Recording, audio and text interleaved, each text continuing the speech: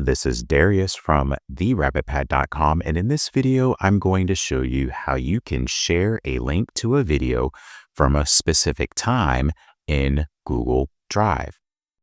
If you have a video in Google Drive and you want to share that with someone and have that video start at a certain part of that video, that is easily doable in Google Drive.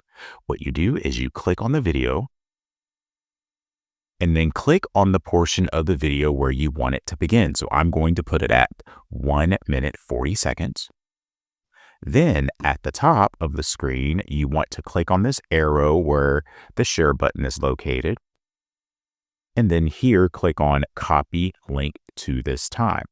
Once you have shared the file with the people with whom you want to share the file, then when they click on that link, as I will demonstrate here, the video will begin at 1 minute 40 seconds. So this video shows you how to get a video that you've shared in Google Drive to begin at a specific time.